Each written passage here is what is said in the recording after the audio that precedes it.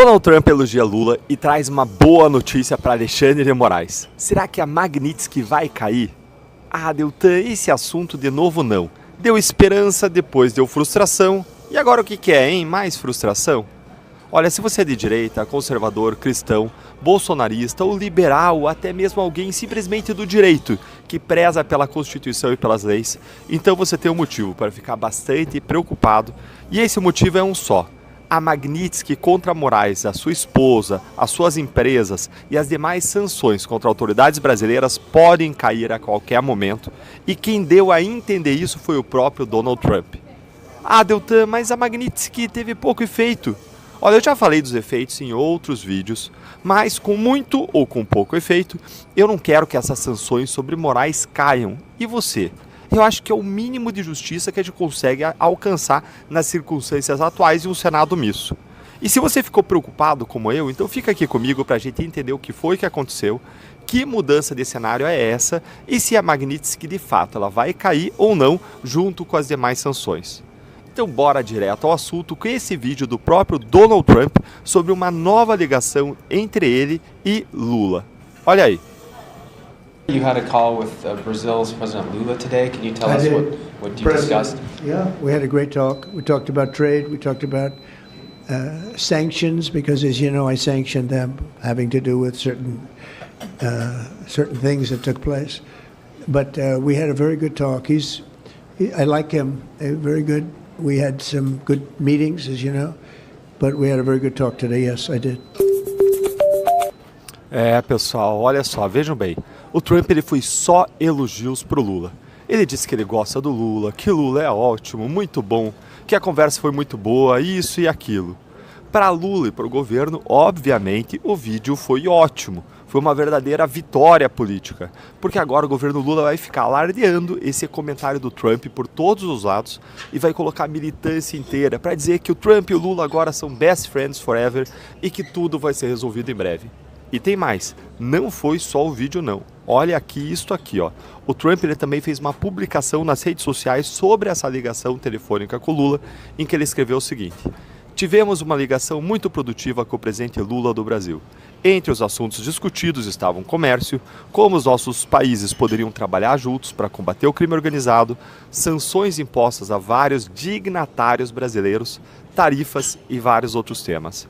O presidente Lula e eu estabelecemos uma relação em um encontro que aconteceu na Organização das Nações Unidas, na ONU, e acredito que isso preparou o terreno para o diálogo e acordos muito bons no futuro. Estou ansioso para vê-lo e falar com ele em breve. Muitas coisas boas virão dessa parceria recém-formada. E olha, gente, o comentário aqui do Sam Puncher que postou isso aqui no Twitter. Olha aqui, ó. Não há mais dúvidas. Trump está sim negociando o fim de sanções a autoridades brasileiras. E a questão agora é a seguinte: a Magnitsky e o restante das sanções vão realmente cair? E a resposta é: depende. Não dá para dizer que isso é impossível, mas o ponto aqui é: o que o governo Lula está disposto a negociar ou vai entregar para o governo Trump para que essas sanções caiam, hein? O que o governo Lula vai dar a Trump em termos de vitória pública para que o Trump possa sair dessa briga dizendo que venceu Lula, venceu o STF, venceu o Moraes e que retirou as sanções porque ele conseguiu aquilo que ele queria? E a resposta não é nada fácil, porque envolve justamente pontos que hoje o STF considera inegociáveis e dos quais não vai abrir mão. O processo contra Bolsonaro, os processos no STF contra cidadãos americanos, como aqueles do próprio Elon Musk, os processos do STF contra as redes sociais e que envolve a regulamentação das redes, as políticas públicas do próprio governo Lula para as redes e Big Techs em geral, o que, disso tudo, Lula está disposto a colocar na mesa e a negociar com o Trump. Será que ele vai colocar algumas dessas coisas de fato aí na mesa, vai colocar em negociação? Derrubar as sanções de graça, a gente sabe que não é algo que o Trump vai fazer. O estilo de negociação do Trump é duro e ele sempre quer sair da negociação mostrando que ele ganhou, que ele dobrou seu oponente. Um outro ponto que trabalha contra uma derrubada das sanções, especialmente a da Magnitsky, é que historicamente pouquíssimas pessoas saíram da lista Magnitsky. E os efeitos da Magnitsky costumam perdurar por quase uma década, mesmo depois que a pessoa sai da lista. Além de que o governo americano costuma manter a lista de sancionados até mesmo quando há uma troca de governo, ou seja, quando sai um democrata e entra um republicano e vice-versa. Essa estabilidade da lista da Magnitsky e das próprias sanções americanas também depõe contra uma derrubada fácil aí das sanções. Mas, ainda assim, como eu falei, não quer dizer que isso seja impossível de acontecer. A bola agora está com o governo Lula. Lula vai jogar o mesmo jogo que Trump ou não? É isso que a gente vai ver agora nos próximos capítulos dessa novela. Quais foram as duas coisas que o Maduro pediu a Trump no telefonema secreto dos dois em troca das eleições livres, hein? Gente, é isso mesmo. Maduro está tão desesperado que ofereceu até eleições livres em troca dessas duas coisas que ele implorou para o Donald Trump. Bom, o Maduro e o Trump, eles conversaram por telefone no mês passado, num telefonema secreto que foi revelado pelo The New York Times, mas ninguém sabia o que foi dito até agora. Então eu vou explicar para você o que está acontecendo entre Estados Unidos e Venezuela em 2 pontos. Primeiro, o que Maduro implorou nesse telefonema com o Trump. E segundo, qual que é o futuro do Maduro, hein? O que deve acontecer? Primeiro, então, o que foi que Maduro pediu para o Donald Trump?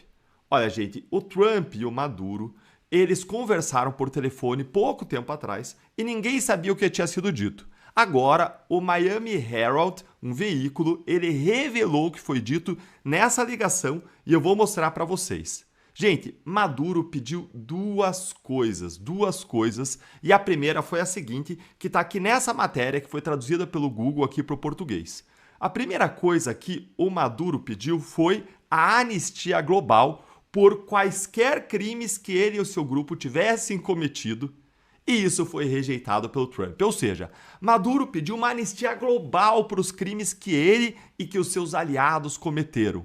Ele queria uma garantia de impunidade completa, mesmo diante das atrocidades, da tortura, da perseguição política que ele promoveu na Venezuela, mesmo diante de toda o dano humano que ele causou, gerando aí uma emigração, uma fuga em massa de pessoas. E o Trump rejeitou esse pedido.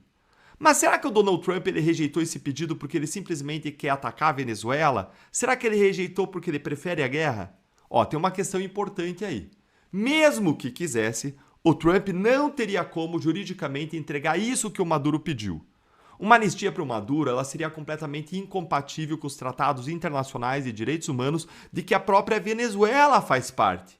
A gente tem que lembrar que a Corte Interamericana de Direitos Humanos, que é contra anistias para crimes e violações sistemáticas contra direitos fundamentais, já disse que ela ainda tem jurisdição sobre a Venezuela. Isso mesmo depois da Venezuela, há mais de uma década, tentar sair da convenção para poder violar direitos humanos à vontade. Além disso, o Tribunal Penal Internacional ele ainda está investigando Maduro por crimes contra a humanidade. Então, gente, como e por que o Trump iria se esforçar para salvar alguém que não é seu aliado e que provavelmente vai ser responsabilizado de qualquer forma pela comunidade internacional? Não faz sentido. E agora vamos para o segundo ponto. Maduro também pediu para continuar controlando as forças armadas venezuelanas. Mas vamos ver aqui o que diz o Miami Herald, aqui a matéria. Olha aí, ó.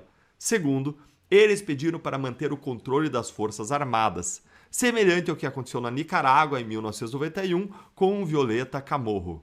Em troca, permitiriam eleições livres. Isso também foi rejeitado pelos americanos, que exigiram a saída imediata do Maduro do poder e apenas garantiram que ele teria uma saída segura do território venezuelano. Deltan, e agora? O que vai acontecer com Maduro agora, já que tudo foi negado? Vamos entrar agora nos cenários mais prováveis. Enquanto isso, vou pedir para você deixar aí o seu like, senta o dedo, se inscreve no canal, ativa o sininho. Mas vamos lá para o segundo ponto, gente. Qual é o futuro do Maduro? Bom, na literatura sobre transições democráticas, nós podemos ter transições por ruptura de 2 tipos. A primeira é por ruptura, que é quando ocorre o golpe de Estado. Ou a gente pode ter ainda uma transição por revolução, que são 2 transições diferentes. Por revolução, por ruptura, acontece um golpe de Estado, revolução, né? Ou ruptura é a mesma coisa, acontece o golpe de Estado. Essa primeira situação é essa que aconteceu, por exemplo, em Portugal, em 1974, quando aconteceu, por exemplo, a Revolução dos Cravos. E você vê aí uma das fotos históricas do dia que marcou o fim da ditadura de Portugal e o nascimento da democracia por lá. Nessa foto aí você vê soldados do movimento das Forças Armadas misturados com a população, o que tornou a revolução possível. Então esse é o primeiro tipo de transição, por ruptura, por revolução, por uma revolta popular. E existe um segundo tipo de transição, que é a transição negociada ou pactuada. E foi esse segundo tipo de transição que aconteceu, por exemplo, no Brasil, depois do regime militar, e aconteceu na Espanha, depois da ditadura do General Franco. E você vê aí na tela o Sarney assumindo como presidente interino do Brasil em 1985, depois da hospitalização do Tancredo Neves, que tinha sido eleito presidente na eleição indireta feita pelo Congresso Nacional, eleição essa de 85 que marcou o fim da ditadura.